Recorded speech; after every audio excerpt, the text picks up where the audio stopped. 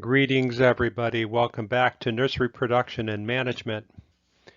In the last video, we took a look at growing media components, things like pine bark, perlite, vermiculite, etc., that are blended together in different proportions to create a growing medium. In this video, we will examine some of the physical properties of modern container growing media.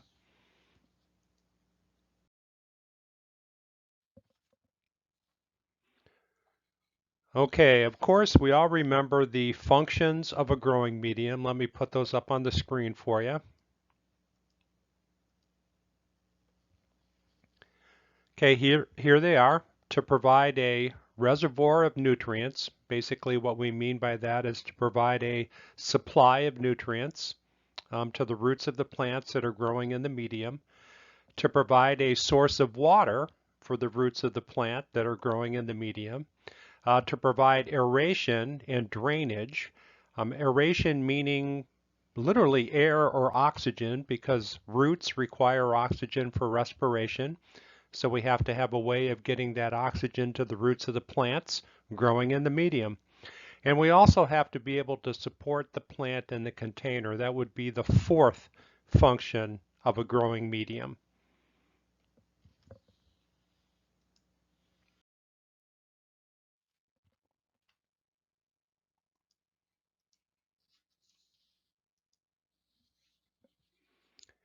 Okay, these are some of the physical properties of a growing medium that we want to examine in this PowerPoint. One property is called bulk density, another total porosity, water holding capacity, and airspace. So these are all properties of a container medium. And these are important properties because they affect the amount of water holding capacity, the amount of air holding capacity, the amount of nutrient holding capacity that any particular container medium would have.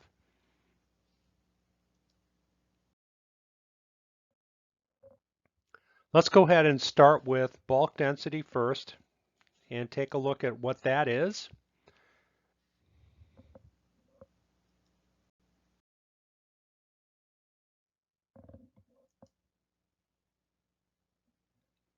Bulk density is by definition a weight per unit volume.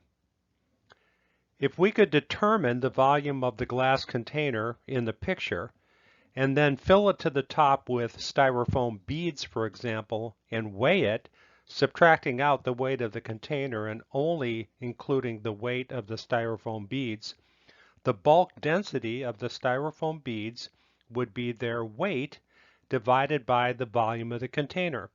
We could also do the same for sand. Sand would obviously have a higher bulk density than styrofoam beads.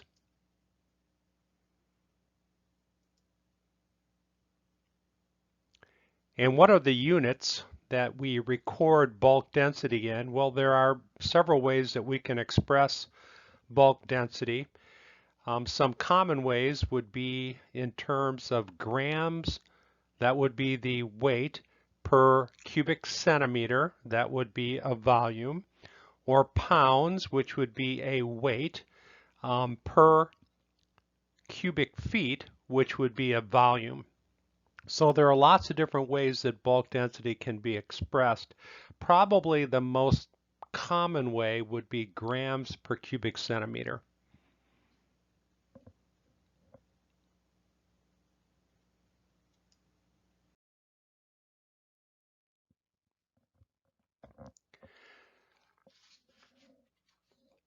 Okay, this image shows the bulk density range, and that's the column furthest to the right, in grams per cubic centimeter of three different things. One thing is coarse gravel, another fine gravel, and the third would be fine sand. It's pretty easy to see that gravel is heavy stuff, and it's going to have a high bulk density. You might think, however, that sand, being comprised of smaller, lighter particles, would have a lower bulk density than gravel. But because of their smaller size, you can fit many more of the sand particles into a container of a known volume. And as it turns out, sand's bulk density is on par with both the bulk densities of fine and coarse gravels. So for example, if you look at this diagram and you look at the column to the right, which is the bulk density column, for coarse gravel, that would have a bulk density somewhere between 1.7 to 2 grams per cubic centimeter. Fine gravel, pretty much the same, 1.6 to 2 grams per cubic centimeter. And then look at the fine sand. Well, while fine sand has a greater bulk density range, it's still pretty much in line with both the coarse and fine gravels, coming in between 1.2 up to 2 grams per cubic centimeter. So always remember that bulk density is weight over volume.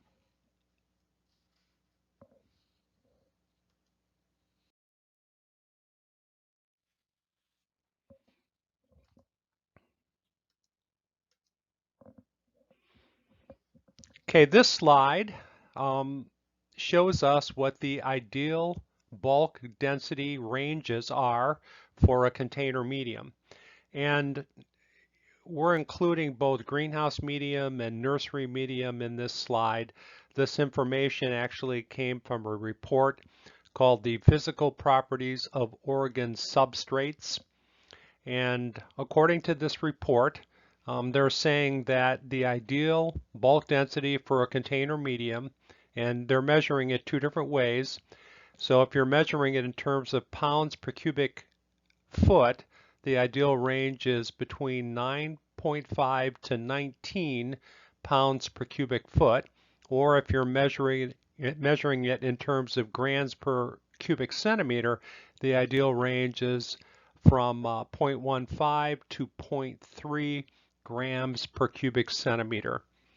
So these are the ideal bulk density ranges for a container medium.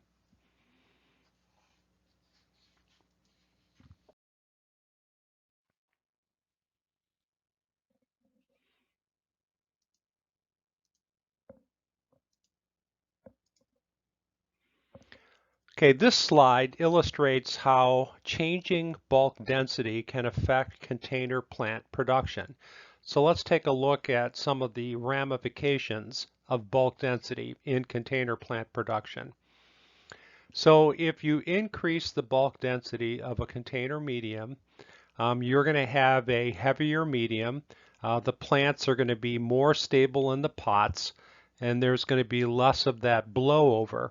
Now remember, blowover is not a concern really inside of a greenhouse, but it can become a major concern if you're growing plants in containers outdoors in a nursery setting.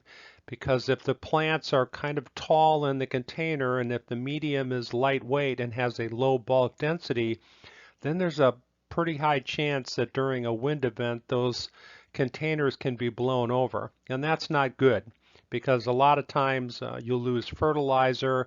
You may have to go back and plug back in your water emitter. So it's just kind of a big problem. All right, you also get a heavier pot because if you're increasing the bulk density of the container medium, that means that the whole product, the plant, the potting medium, the container, it's all going to weigh more, which is going to translate into higher shipping costs. And here's kind of an interesting application. As it turns out, there is a granular nursery insecticide called Tallstar, and the rate of application is actually based on the bulk density of the medium that the plants are growing in.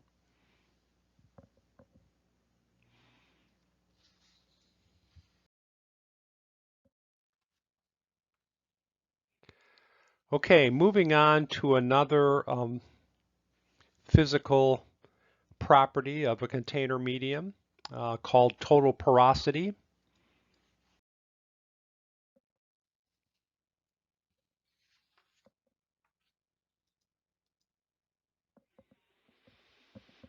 When you purchase a container medium or mix your own, what you're really buying or what you're really making is space. So let's think about this for a second. Because the components that make up a growing medium are irregularly shaped, and again, when we talk about components, we're thinking about, things like perlite or sand or pine bark or vermiculite. Those are the different components that we make our growing medium from. So these components are irregularly shaped. And what we mean by that is they're not shaped like little shoe boxes. So they don't stack and fit perfectly together. They are irregularly shaped.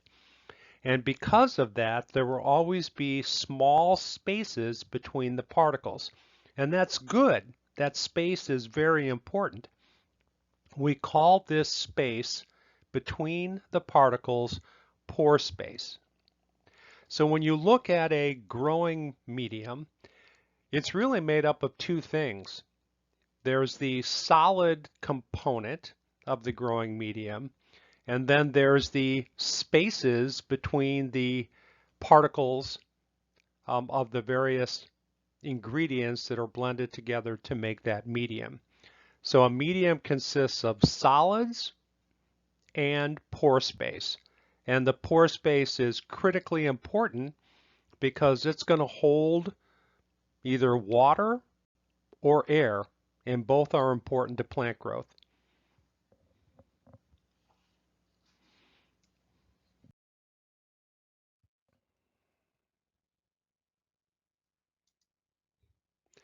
So here's a definition of what total porosity is. Total porosity is the percent of a container that is composed of pore space. Total porosity has two components. The first is airspace, and the second is water holding capacity, or water. So the total porosity of a growing medium is going to be its pore space that's holding air plus the pore space that's holding water. So the airspace plus the water holding capacity together represents the total pore space or total porosity of that particular growing medium.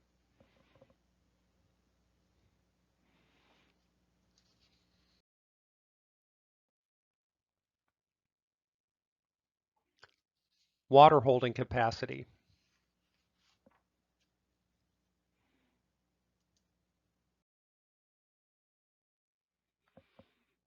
Okay, in this picture, imagine that you're looking at a container. So here's the outline of the container. I'll go ahead and try to draw it in red for you right here. So here's the outline of the container. Okay.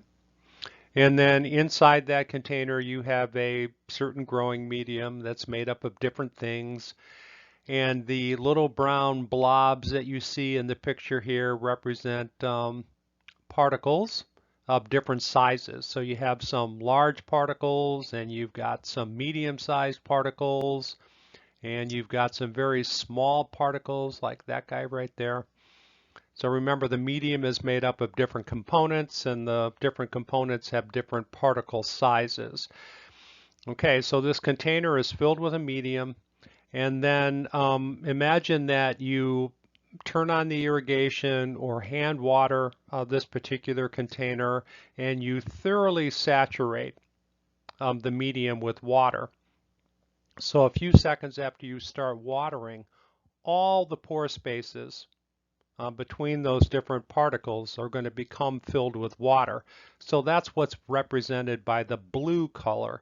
So the blue is the water that's filling in all the pore spaces between the particles.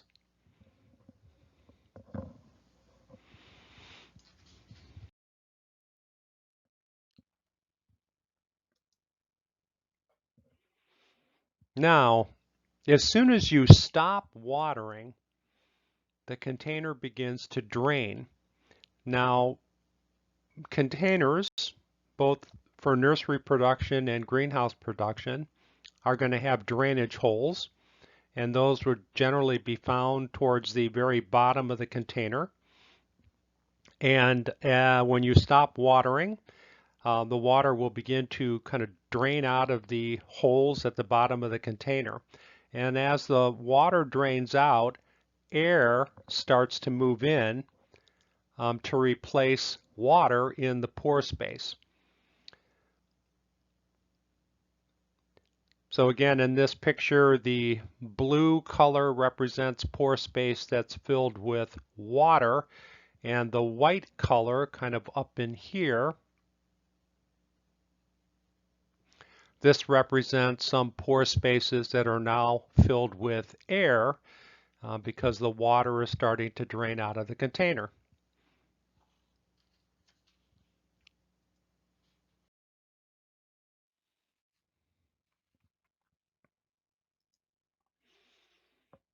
All right, now here's the interesting part. After drainage has stopped, so in other words, you have thoroughly saturated the medium in the container, and then you let that container sit for maybe about half an hour to an hour. So by that time, drainage would have stopped. You'll notice that a portion of the container pore space is still retaining water, and that is primarily at the very bottom end of the container. So again, in this diagram, the water is represented by blue, and then the pore space that's occupied by air, that would be the white color. Okay, this fraction is called the water holding capacity. So you take a container, you saturate it with water, you let it drain, and then the percentage of pore space that is still holding water after the container has drained is called the water holding capacity. And that is actually something that can be measured. And hopefully we'll do a lab next time we meet face to face where we can measure the water holding capacity of a container medium.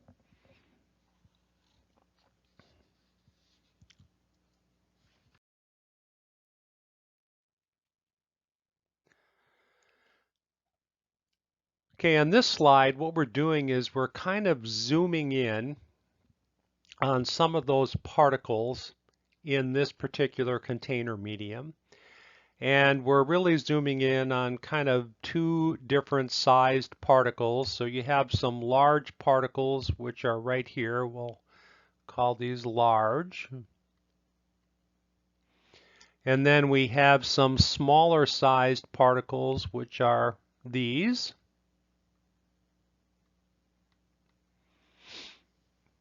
Okay. And then we also have some pore spaces between the particles. So for example, between some of these large particles, I'm going to circle, there's a pore space there, there's a pore space there. And then between the smaller size particles, you also have pore spaces here and here. Okay, but you'll notice that the small or micro pore spaces are completely filled with water, while the larger macro pore spaces are partially filled with air. And water will form a film around each particle. So let's kind of dissect this a little bit better and see if I can erase some of this. Get rid of some of these lines here.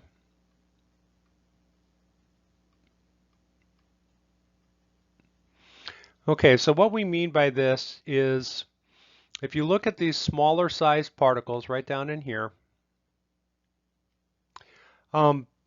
the spaces or pore space between these particles is what we call micro pore space. It's very small in size, and it's going to be completely filled with water.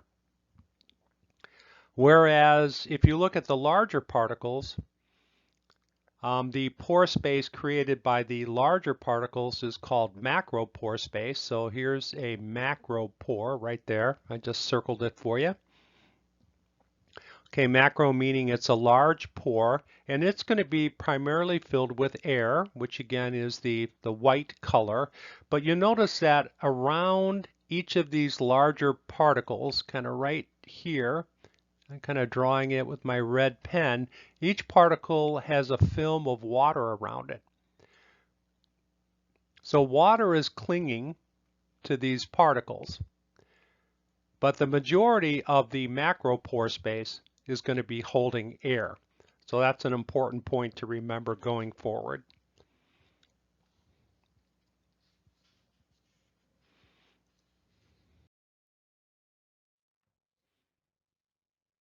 All right, let's talk about airspace in the container medium.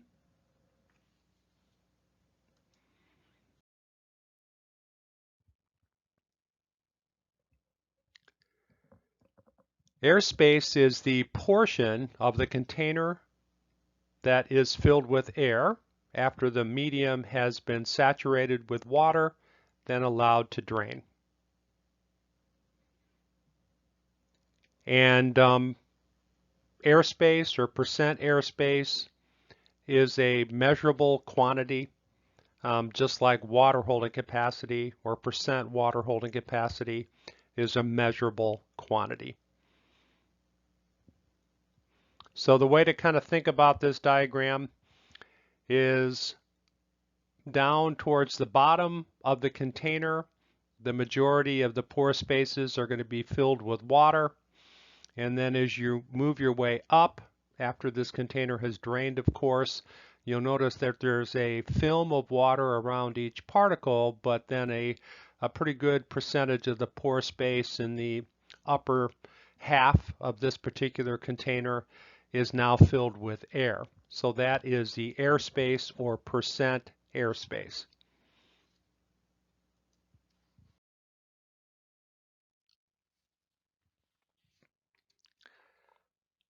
And as we've mentioned before, it's very important that the roots of the plants growing in the container get air. In fact, air is as important to plants as water is because those roots require oxygen for respiration,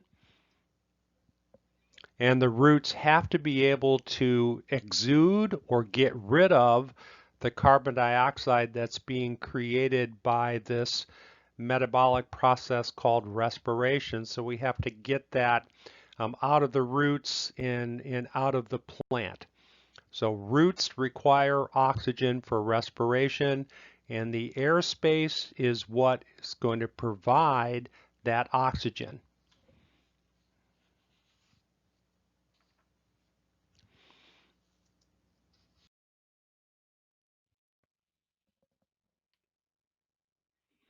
Okay, there's a particular phenomenon that you observe when growing plants in containers, and this is called a perched water table. And let me see if I can explain how this occurs, why this occurs.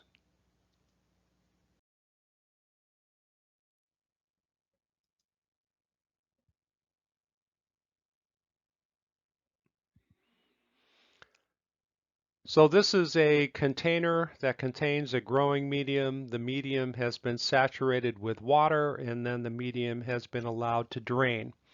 And what happens is gravity wants to pull water downwards through the medium.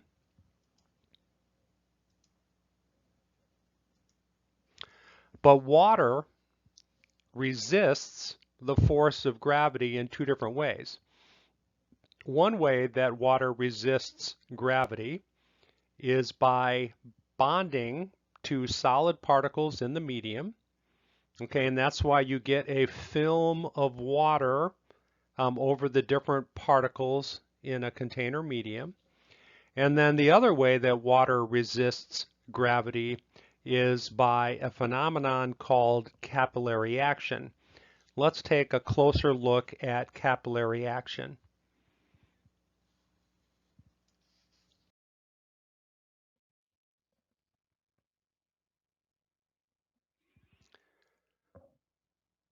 The picture illustrates capillary action. 3 glass tubes of varying diameter have been inserted into a container of water. So here's the container of water, and here's 1, 2, 3 glass tubes. But you notice that the glass tubes are of varying diameter. The water has also been dyed blue so that we can see it better. The tube on the right, number 1, is the tube with the smallest diameter, and it represents micropore space. Notice how much higher the water rises inside the tube on the right, number 1, compared with the larger diameter tube, number 3, on the left. Tube number 3 represents macropore space. So here's the punchline. A container medium consisting of small-sized particles will contain more of the micropore space and will have a higher saturation zone.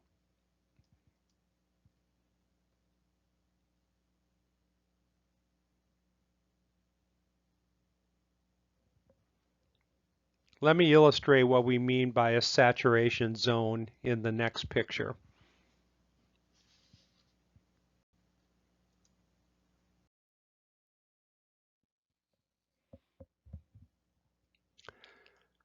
In this slide, we have 2 different containers. We can assume that the containers are of equal size. The container on the right is a container that has a medium that's made from very fine or very small particles. And because the particles are small, there's going to be a higher percentage of that micropore space versus macropore space in this particular container. And we'll call this container number 1, and we'll call the other container number 2 over here on the left. Now, container number 2 contains a medium that's made up of larger or coarser particles.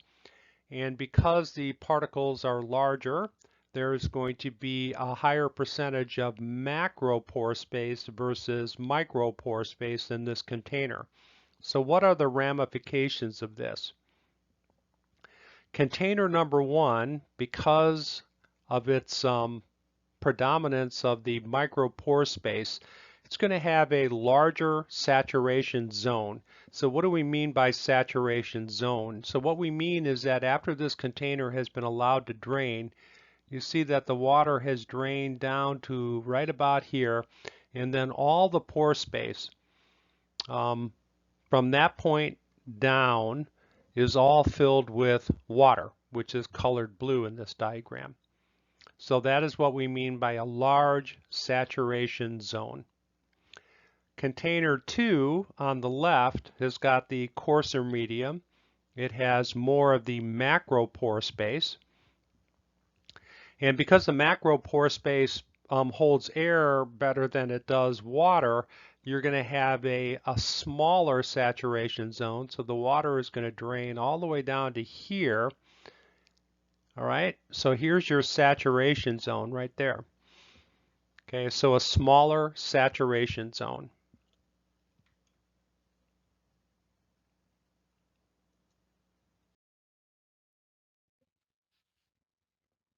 So in a container medium, there's always kind of a balance between 2 things. The percent of pore space holding air versus the percentage of pore space holding water. And there's 2 major factors that affect the air and water balance in a container. One factor we just took a look at, and that was the size of the particles of which the particular medium is made. The other factor that's important in this balance is going to be the size of the container, and more importantly, we're talking about the height of the container.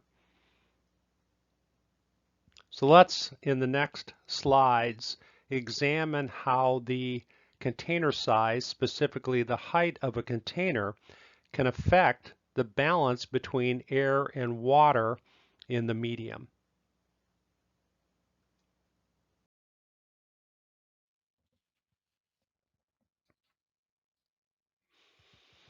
Okay, this slide just shows different types of media, and it indicates their percent total porosity. So for example, a mineral soil or a field soil, if you were just to, step outside and go to a farmer's field and take a sample of the soil, and if you were to measure the percent total porosity of that soil sample, generally speaking, field soil is going to have a percent total porosity of somewhere around 50%.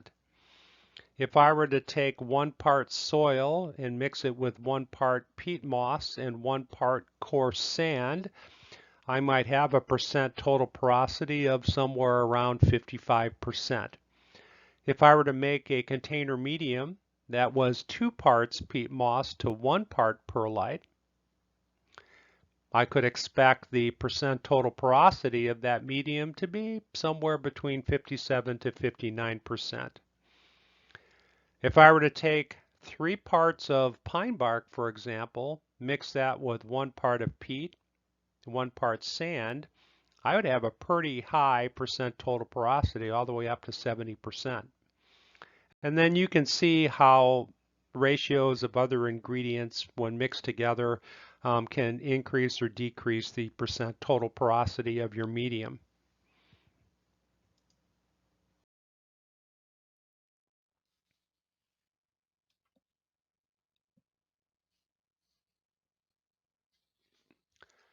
Okay, this is an important slide. The 3 containers pictured above are different heights, but they are all filled with the exact same growing medium. So obviously the one on the left over here, this is the tallest container. And the one in the middle is kind of a mid-sized container in terms of height. And then the one on the right is obviously the shortest container in terms of height. So all 3 of these containers have been filled with exactly the same growing medium. They have all been saturated with water and allowed to drain. Gravity pulls the water down to the same level in each container. So here's what we mean by that. So gravity has pulled the water down to that level. But because the container on the right is so short, more of its pore space is going to be filled with water when compared to the taller container on the left. All right, let me see if I can illustrate this with my pen. I'm going to erase some of these lines, clean this up a little bit so we can see what we're doing here.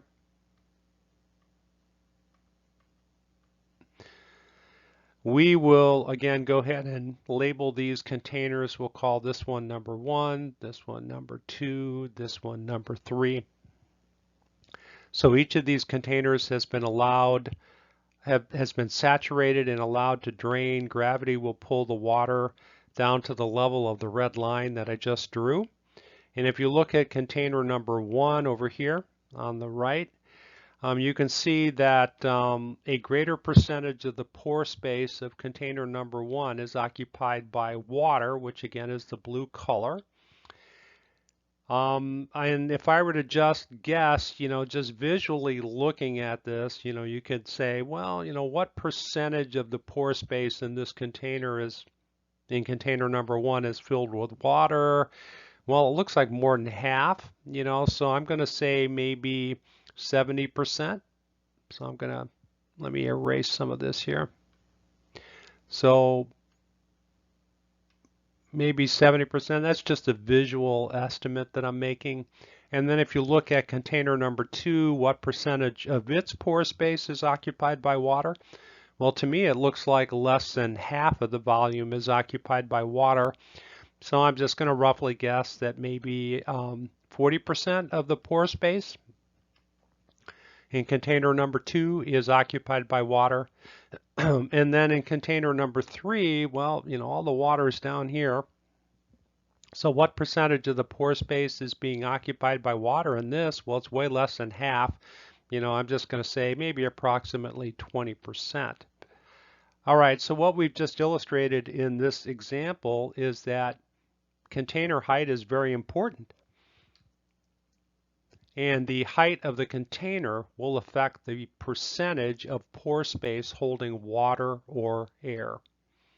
So important things to remember. Let me get rid of some of this.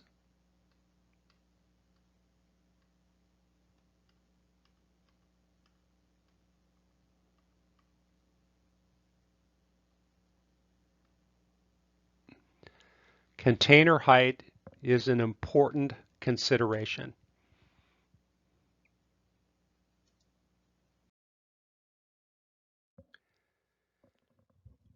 Okay, this slide really represents the same concept that we just went over in the previous slide, except we're examining several different size containers. So percent WHC just stands for percent water holding capacity, just in case you're wondering what this is. That stands for percent water holding capacity. 5 different containers were filled with the same growing medium. They were all saturated with water and then allowed to drain. 48, 288, and 648 represent different sized plug trays. A 48 plug tray is a tray roughly measuring 10 inches wide by 20 inches long that would have 48 cells or compartments. Each cell would be about 2 5/16 inches tall. The cells in a 648 plug tray are only 3/4 of an inch tall. We know that the percent total porosity of this medium is 87. Well, how do I know that? Let me do some erasing. Get rid of that. How do I know that the percent total porosity of this medium is 87%? The reason I know that is because earlier we said that the percent total porosity was going to be equal to the percent air plus the percent water holding capacity added together. So if I look at this column, for example, which is a container that is 6 inches tall and about 6 inches wide at the top, after the medium has been saturated and allowed to drain, we're saying that 20% of the pore space is going to be occupied by air. 67% of the pore space is going to be occupied by water. And when I add 67 plus 20, I get 87. So I know that my percent total porosity is 87%. Now I can do the same thing with the other containers as well. Let me erase.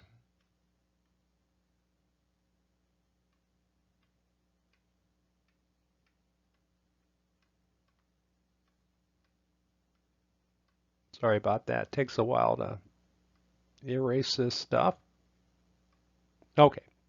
All right. So let's try a different size container. So let's go over here. This would be the column for the 48 plug tray. So this is a plug tray. Each cell or compartment in this plug tray is going to have cells or compartments there that are approximately 2 5/16 of an inch deep. And well, what we're saying here is after you saturate the medium in the 48 plug tray and let that drain, that 8% of the pore space is going to be occupied by air. 79% of the pore space is going to be occupied by water, But look what happens if I take the 79 plus the 8 and add them together, I still get my magical 87% total porosity. So no matter which column I go to, for example, if I add the 3 and the 84, well, I still get 87%. So the percent total porosity of the medium is 87. 13% of the volume of the medium is solids, and that is true across the board. Okay, because the 648 plug tray has the smallest, shortest cells or compartments, we can see that a much greater percentage of its pore space is holding water compared to the much taller 6-inch container. So again, let me erase and let me kind of punctuate what I just said here so we can see this. Too much stuff on the screen.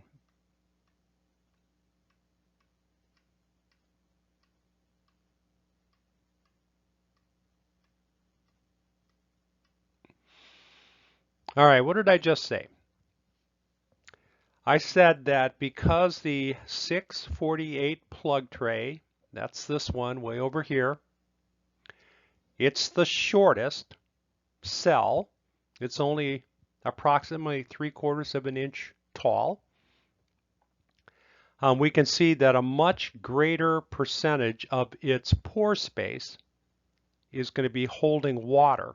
Well, what percentage of its pore space is holding water? And again, remember, this is after the medium has been saturated and allowed to drain. We can see that about 86.5% of the pore space is going to be occupied by water. Okay, now how does that compare to the much taller 6-inch container, which is way over here on the left? For that container, we can see that only 67% of the pore space is going to be holding water after the medium has been saturated and allowed to drain. So again, this slide punctuates the fact that the height of the container has a great effect on the ratio or balance between the percentage of pore space holding water versus the percentage of pore space that's holding air in any given container medium. And the reason for this is the perched water table concept that we just went through in the previous slides. And by the way, what was the medium used? I was just looking at the slide and I just forgot that I even put it here. But the medium that was used in this example was a 1-to-1 mixture of peat moss to vermiculite.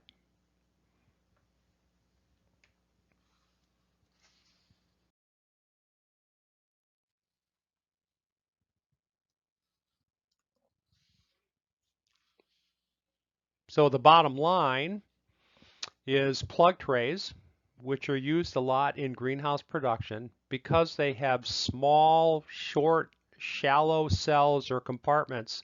They are very difficult to water correctly, and they stand the greatest chance of being overwatered or underwatered. In fact, it's a real art to learn how much water to apply to these small plug trays. The general rule of thumb is that you want frequent waterings, but you don't want to put a lot of water down each time you water. So you want to water often, but with just a little bit of water. And that's going to keep the balance of air and water in the medium where it should be.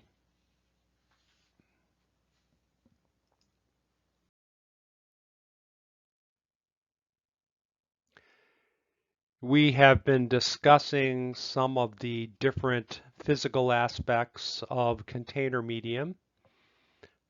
Let's go ahead and put some numbers up on the screen, some of the ideal ranges for crops that are growing in containers. One aspect One physical aspect of a medium is going to be its percent total porosity.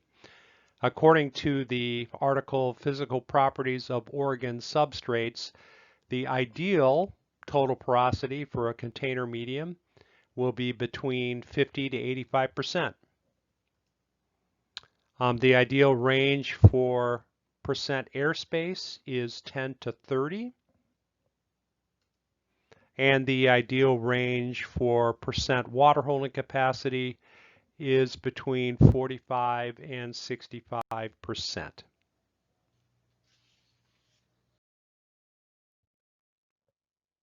So it's always fun to compare field soil to container medium, and that's what this slide is trying to accomplish. Let me put some information up here. If you look at the column on the left, you're looking at a field soil, and we already said that, generally field soils are going to have a percent total porosity of about 50%, which by default means that their percentage of solids will be 50% because the percent total porosity and the percentage of solids have to add up to 100%. So 50% total porosity, 50% solids, adds up to 100%. Now, of that total porosity for field soil, after a field soil has been saturated and allowed to drain, approximately 25% of its pore space will be holding air, and 25% of its pore space will be holding water. So always remember that the percentage of pore space holding air plus the percentage of pore space holding water have to add up to the total porosity of the medium, which in this case is field soil. And then if we're looking at a container medium over on the right-hand side, only 15% of that volume may be in solids. The percent total porosity is going to be much higher, in this case 85%.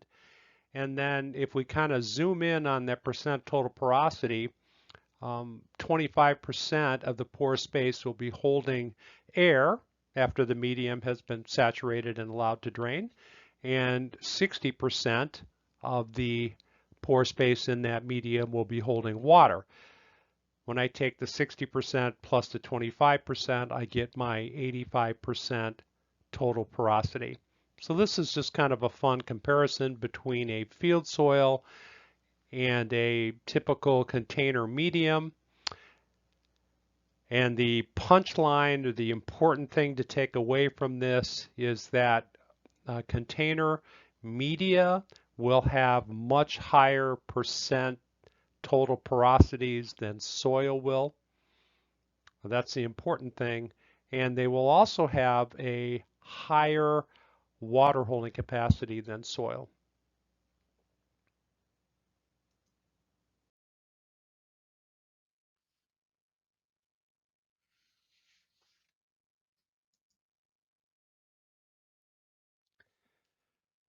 We have been talking a lot about media components, the physical properties of media, and there are many, many different recipes for blending different ingredients together to make container media. Here are just a few examples, and there are many, many examples. It's hard, very difficult to say that most nurseries use this recipe or most nurseries use that recipe. It really just depends on the nursery operation, what types of plants they're growing, how long the plants are going to be in the container, and so on. But I just wanted to kind of throw out there some examples of some recipes that might be typical of the industry. I'm not going to go through each one, but let's go ahead and start with a typical seed germination medium that you might find in the industry. So that's up here, and we're kind of looking at this row across. So a typical seed germination medium might contain 2 parts of sphagnum peat moss to 1 part perlite. That's what we mean by this 2 to 1. Another important thing to remember is when somebody says that the medium is 2 parts peat moss to 1 part perlite, they're talking about volume to volume. They're not talking about weight. So it's not 2 pounds of peat moss to 1 pound of perlite. It's 2 cubic yards of peat moss to 1 cubic yard of perlite. So it's a volume to volume ratio. Or it could just be if you're making a very small amount and you have a 5-gallon pail, it could be 2 5-gallon buckets of peat moss to 1 5-gallon bucket of perlite. That would be volume to volume. Let's go ahead and skip down to woody ornamentals, which are a little bit further down. Okay, so there's 1, 2, 3, 4, 5, 6 different media recipes here. One is a 1-to-1 pine bark to coarse sand. Another is a 1-to-1-to-1 pine bark to sphagnum peat moss to coarse sand. I know that in my experience in the nursery industry, pine bark seems to be a very common component in a lot of nursery mixes. So this particular mix is 2 parts pine bark to 1 part coarse sand. And then this one here, they're kind of writing this a little bit differently. They're saying 80% pine bark, 10% sphagnum peat moss, 10% coarse sand. So these are all common media recipes that are used throughout the industry. I want to bring your attention to the column over on the right-hand side of this diagram where it says additives. Another way to refer to additives is amendments. Let me write that for you.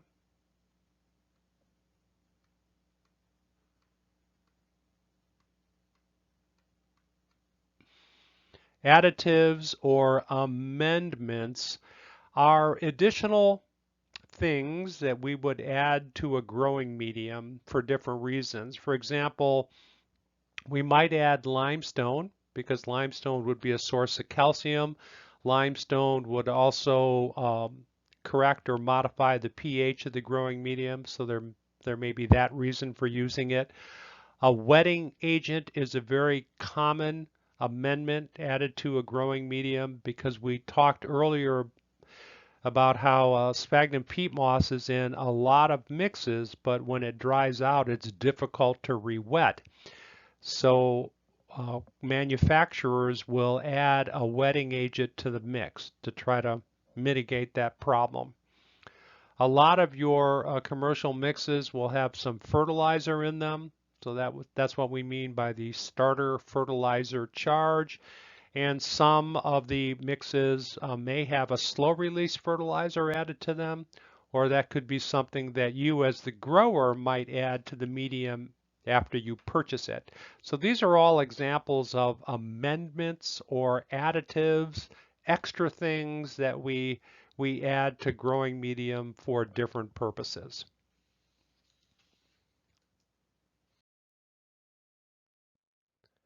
All right, so we had a pretty good discussion about the physical properties of a growing medium. I hope that the presentation made sense to you, and I look forward to videoing with you next time. Thanks so much for watching. Bye.